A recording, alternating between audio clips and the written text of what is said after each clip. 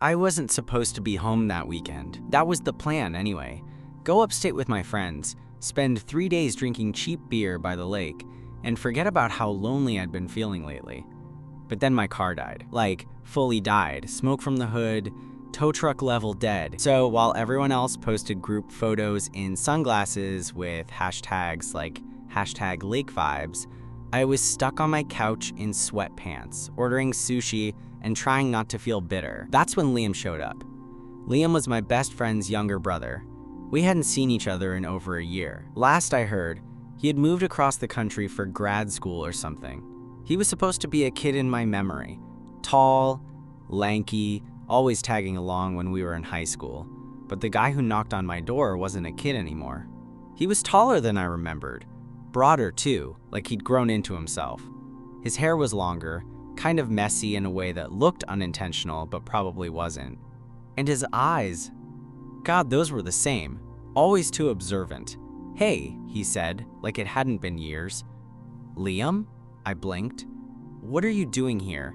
Visiting home, but Kyle forgot to tell me he left for the weekend." He lifted his phone and smirked. "Just landed to a text that says, 'Oops, sorry bro.'" So, I stepped aside without thinking. "Come in, you can crash here." He grinned. Didn't even have to ask. It was weird.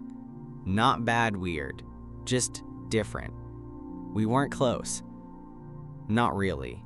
But there was something easy about falling into a rhythm with him. We ordered pizza.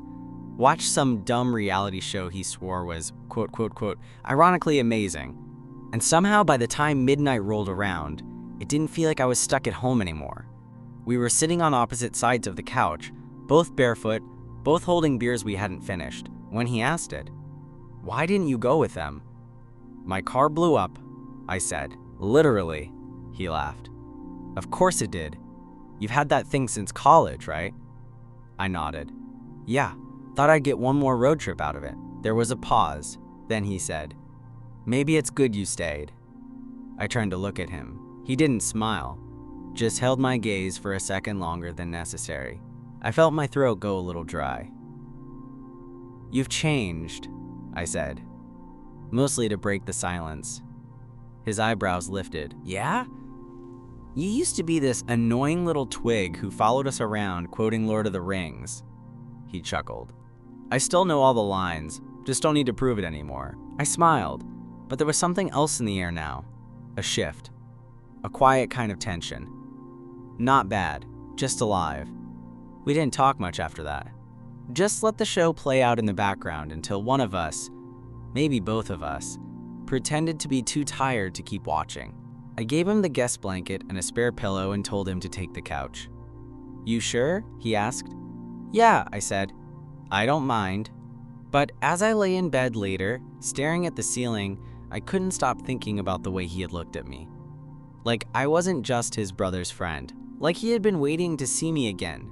And I couldn't help but wonder, had he always looked at me that way? I woke up the next morning half expecting Liam to be gone. Maybe he'd texted Kyle, figured something else out, or just Ubered back to their parents' place. But when I padded into the living room in my t-shirt and boxers, there he was, bare-chested, sprawled on the couch like he owned it, flipping through something on his phone. His legs were tangled in the blanket, one arm tossed over his head. The kind of comfortable you don't fake. He looked up, smirked. "Morning." "You stayed." "Obviously. You offered the couch. You think I'm giving that up for my mom's house and a guest bed that's basically a yoga mat?" I grinned, rubbing the sleep from my eyes. "Coffee?" God, yes. We fell into this rhythm. For a guy the first hadn't spoken to in a year, Liam had this way of making himself fit. He helped unload the dishwasher without asking, made eggs without needing permission. It was like he already knew where everything was. He lingered too.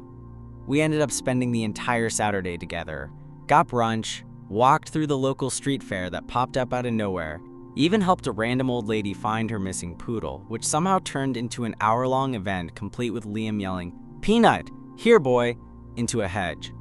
By the time we got back to my place, the sun was starting to dip, and I had this weird tight feeling in my chest. I didn't want the weekend to end. We ate takeout on the balcony, just the two of us and the faint buzz of traffic down below.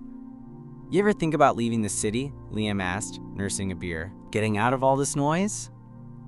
"Sometimes," I said, "but I think I just missed the noise." He nodded, and then was quiet for a while. "You know," he said eventually, "I used to have a crush on you. It was so casual, I almost missed it." I blinked. "What?" He didn't look at me.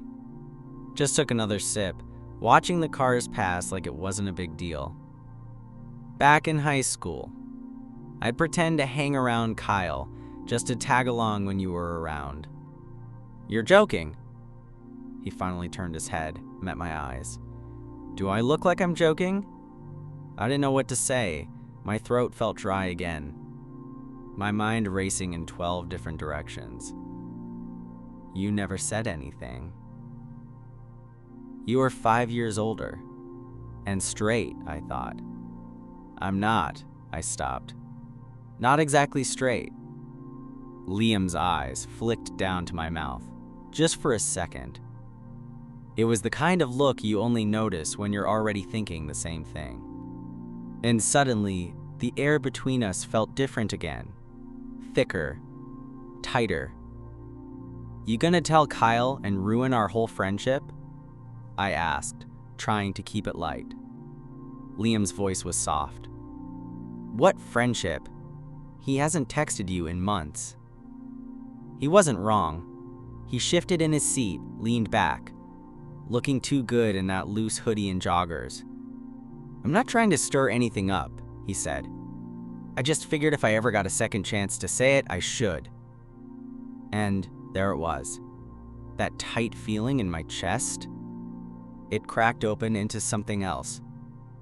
Something warmer. Scarier. I didn't kiss him. Not then. I just sat there, letting the weight of what he said settle between us like dust. But later, as I lay in bed again, awake, heart pounding, I heard the floor creak, soft footsteps in the hallway. My door didn't open, but it paused. And then, after a beat, walked away again. It was just past 2 a.m. when I woke up. No sound, no light. Just that strange sense that something had shifted. I blinked in the dark, my room cast in faint silver from the city outside. For a second, I thought I'd dreamed the whole thing. Liam showing up, the balcony conversation, everything. Then I heard it. A soft knock, 3 small taps on my door. I sat up. "Yeah?" A pause. Then, "You awake?" Liam. My heart ticked faster. "Yeah," I said, voice low. The door creaked open, just enough for the hall light to spill across the floor. Liam stepped in barefoot, wearing a plain white t-shirt and flannel pajama pants. His hair was a mess, his expression unreadable. "Couldn't sleep," he said. I nodded, not trusting myself to speak. He didn't wait for an invitation, just closed the door behind him and crossed the room like it wasn't weird. Like we'd done this 100 times. "Mind if I just?" He gestured vaguely toward the bed. I moved over without saying anything. Liam slid under the covers beside me, his body warm even from a foot away. We lay there in the dark, not touching, not speaking, just breathing. I could hear the steady rhythm of someone wide awake. He spoke first. "Do you ever wonder how your life would be different if you'd just done one thing differently?" I turned my head. "What do you mean?" "Like," he said, voice soft, "if you hadn't left town after college. Or if I'd said something to you sooner." "Yeah," I admitted. "Sometimes."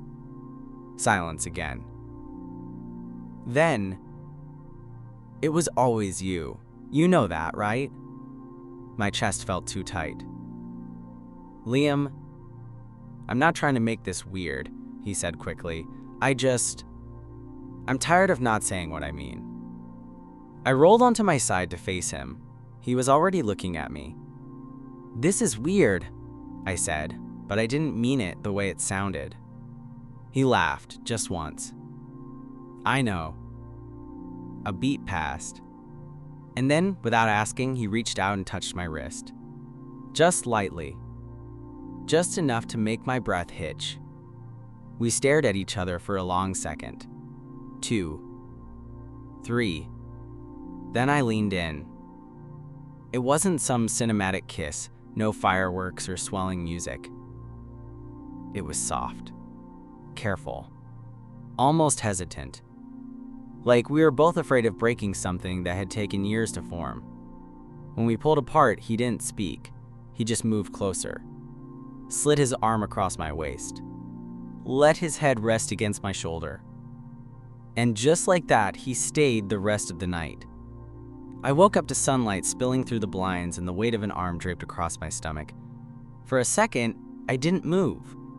I just stared at the ceiling, trying to make sense of where I was, what had happened, and whether I'd imagined all of it.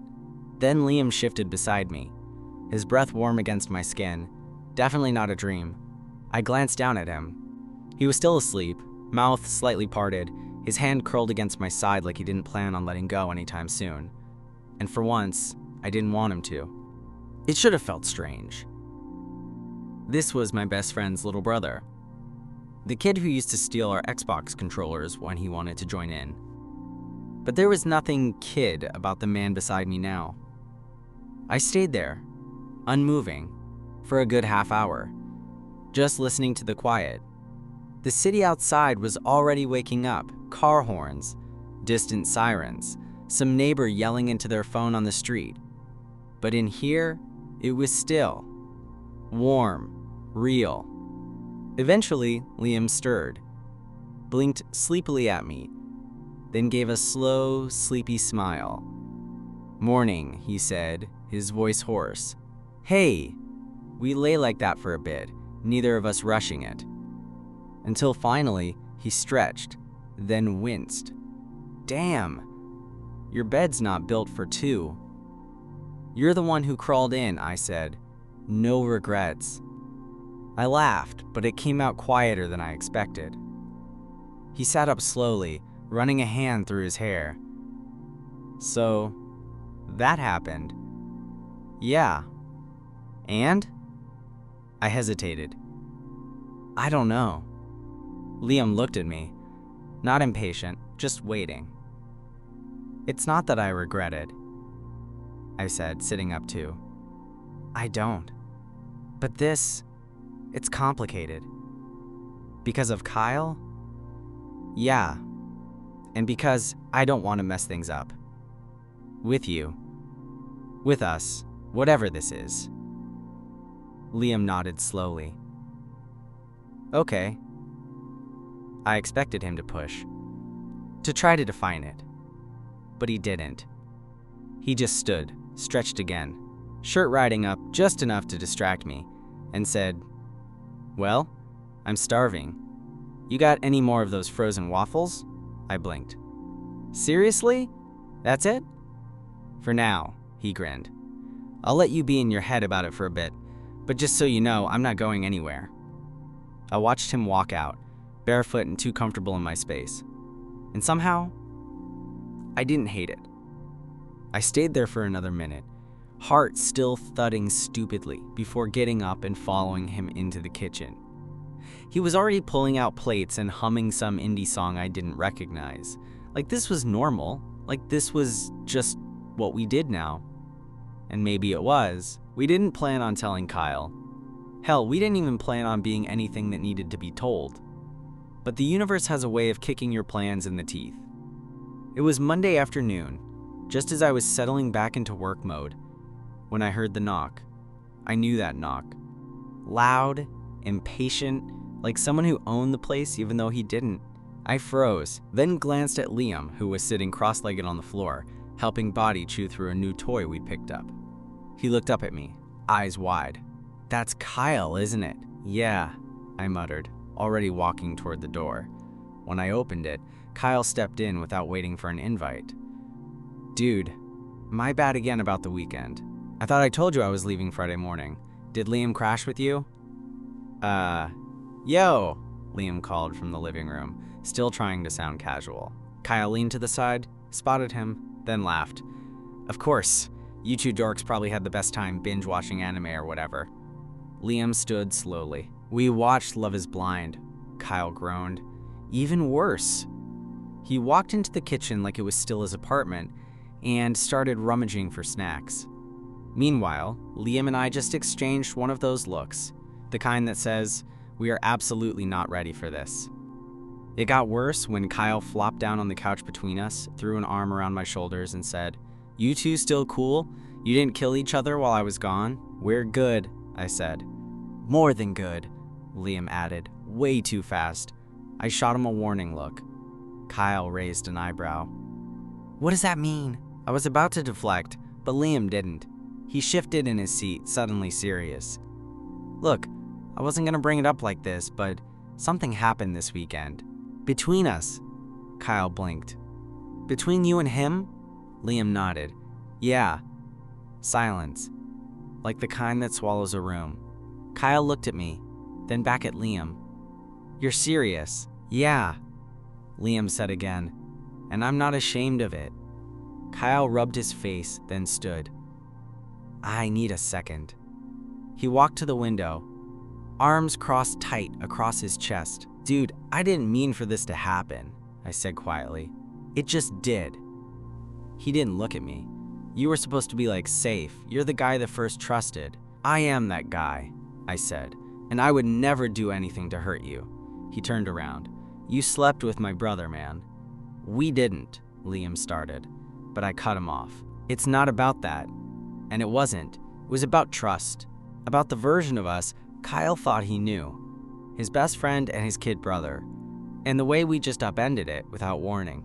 "You guys do what you want," Kyle said, voice tight. I need some time." And then he left. The apartment door clicked shut behind him, and the silence that followed felt 100 pounds heavier. Liam didn't say anything, just sat back down, fingers threading through body's fur, eyes on the floor. I sat beside him, not touching, just there. Eventually he said, "You think he'll come around?" "I hope so." He nodded. "Because I'm not taking it back." "Me neither." And we sat there, two guys who hadn't meant for any of this to happen, figuring out what the hell we were supposed to do next. Kyle didn't text for 2 days. No memes. No sarcastic voice notes. Nothing. I didn't want to admit how much that silence hurt. He'd been my closest friend for years. The guy who helped me move twice, who showed up with fast food and beer after my last breakup, who once punched a guy in college for calling me a slur. And now, just gone. Liam stayed with me, not in some dramatic way. He just didn't leave. He made coffee in the mornings, stole the good side of the bed at night, and made fun of the way I folded my laundry. Like we'd always lived together. Like we hadn't just collided into something neither of us planned. And I liked it, a lot more than I wanted to admit out loud. Still, Kyle lingered in the air. In every conversation, we didn't quite finish. In every glance Liam gave me that seemed to ask, "Is this okay? Are we okay?" Then, on Friday, I got the text. "You home?" I barely finished reading it before the second one hit. "I'm coming over." "Don't say no," I told Liam. He didn't say much. Just nodded, grabbed his stuff, and said he'd walk body for a while. Give us space. When Kyle knocked, he didn't wait for me to open the door. He just walked in. We stood in the entryway like strangers for a second. Then he sighed. "I freaked out," he said. "I get it. You don't have to. I was kind of a dick." I didn't argue. He scratched the back of his neck. "Look, you're my best friend, and Liam, he's my brother. I'm used to being the one who looks out for him. And suddenly, the two people I care about most decided to rewrite the rules without me. I didn't plan it." "I know," he said, "and that's the part that pissed me off the most. Because I know you wouldn't do this just to screw around." I exhaled, tension bleeding out of my shoulders. "So?" He shrugged. "So I'm still figuring it out, but I don't want to lose either of you over it." I smiled. "We don't want to lose you either." Kyle looked around. "He out walking the dog?" "Yeah. Tell him to come back." "And tell him." He paused, like the words tasted weird. "Tell him I said if he breaks your heart, I'll kill him." I grinned. "That sounds like you." He pulled me into a quick hug, clapping me on the back harder than necessary. "You always go for the complicated ones, man. Guess that's my type." Liam came back not long after. Kyle greeted him like nothing had ever happened, threw a towel at him for tracking dirt into the apartment, then stole the last slice of pizza from the box on the counter. And just like that, it felt okay. Not perfect. Not fixed. But okay. A few weeks later, Liam moved in officially. We didn't rush things. We still took our space. We still argued about Netflix queues and who forgot to buy oat milk. But we also started building something that felt real. And one night, as we sat on the fire escape watching the sun go down, he leaned against me and said, "So, what happens next?" I kissed the top of his head. "We just keep going." 3 months later, I woke up before Liam. That wasn't unusual. He had a habit of staying up too late, tinkering with his headphones, or getting sucked into conspiracy documentaries. I just lay there, watching the sunlight crawl across his face, the little scrunch his nose did when the brightness hit him. It was so dumb and so him that I smiled before I even realized it. This was our life now. It wasn't dramatic. No whirlwind romance. No big declarations. Just two guys figuring it out day by day. And, honestly, that was better than anything I'd pictured. The apartment felt different with him in it. Warmer. Lived in. There were socks everywhere and coffee mugs in places coffee mugs shouldn't be. But somehow, that chaos made the space feel like home. Like ours. We had routines now. Sunday grocery runs where we'd argue about which brand of hummus to get. Wednesday night, no phones dinners that we always broke halfway through with some stupid meme we had to share. Quiet mornings. Loud laughs. The occasional fight about nothing that turned into something and then back into nothing again. Real stuff. Kyle came around more too. At first it was awkward. Him walking in on Liam with his feet in my lap, or overhearing us argue about who stole the last of the cereal like an old married couple. But eventually, it smoothed out. One night, he even invited us both over to his place for poker with some of the old crew. Liam kicked everyone's ass. Kyle didn't even pretend to be mad. Later, when we were walking home, Liam laced his fingers through mine without saying anything. We didn't usually do that in public. Not out of fear exactly, but more because it just hadn't been us. But in that moment, it was. "You okay?" I asked. He looked at me, face calm. "Yeah, just, I like this." "This?" He nodded toward the street ahead of us. The walking, the holding hands, the part where my brother didn't punch you in the face tonight. I laughed. Low bar, but I'll take it. We stopped at a crosswalk, waiting for the light, and he leaned into me a little, shoulder brushing mine. "You ever think about the timing?" he asked. "Like, what if I never came to your place that weekend? What if you'd actually gone to the lake? I think I'd still be sitting on that couch eating microwave sushi and hating everyone." He grinned. "And I'd probably be stuck at our parents' place pretending I don't still sleep with a nightlight when the power goes out." "That's because you're a coward. That's because ghosts are real, and I'm not taking any chances." The light changed. We crossed. And I realized this was it. Not the start of something. Not the end of anything. Just the messy, honest, ordinary middle. The good part. Later that night, as we crawled into bed, I turned to him and said, "You know, I'm still not totally sure how we got here." He pulled the blanket up to his chin and grinned. "You let me steal your bed that night." "I didn't let you." "You didn't stop me," I smirked. "Fair." Then he kissed me, soft and slow, like it wasn't a big deal, but somehow still was. And in that quiet, I realized I didn't care how we got here. Just that we stayed. 6 months later, everything looked the same and completely different. Liam's hoodie was draped over the back of the kitchen chair, sleeves twisted in that careless way he always left them. Body had officially decided he liked Liam better, which hurt my pride more than I'd admit, and our living room now had 2 gaming consoles, 1 beanbag, and a coffee table littered with half-finished crossword books and empty LaCroix cans.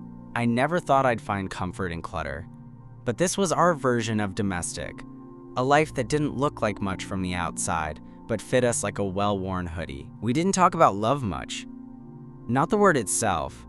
It slipped out once, quiet and accidental, when I was half asleep and he was standing by the door with his gym bag. He froze. I pretended not to notice, and then neither of us mentioned it for weeks. But we started saying other things. Drive safe. Need me to pick up anything? Don't forget your lunch. It's on the counter. All the ordinary stuff that really meant the same thing. And sometimes, when we sat on the fire escape with beers and watched the sky go pink over the rooftops, he'd say things like, "I could see us in a place like this, just a little bigger. Maybe somewhere with trees," I'd nod. "And a better dishwasher. And a dog that doesn't bark at mailmen." "Traitor," I'd mutter as Body snored beside us. Then we'd fall into that quiet that only comes with comfort. The kind that doesn't need to be filled, where nothing big has to be said to mean everything. Kyle visited more now. He stopped looking weirded out when we curled up on the couch during movie nights. He even brought a guy with him once, someone from his gym. They weren't serious, but it felt like progress. He was happy. We're getting there. One night, after a quiet dinner, Liam pulled out a small box. Not a ring, but something close. Inside was a key. "To my place?" I asked, confused. "To our place," he corrected. "I found a 2-bedroom near the park. Big windows. One of those old clawfoot tubs you like." I figured maybe it's time. It didn't feel like a proposal. It felt like a promise. Not about forever in some abstract way, but about mornings and nights and all the middle stuff. Groceries and fights about who left the sink gross and learning each other's rhythms until they sync without effort. I took the key. "I want a wall-mounted spice rack," I said. He grinned. "Deal." And that was it. No fireworks, no dramatic music, just a quiet decision made over takeout and soft laughter. But somehow, it felt like everything.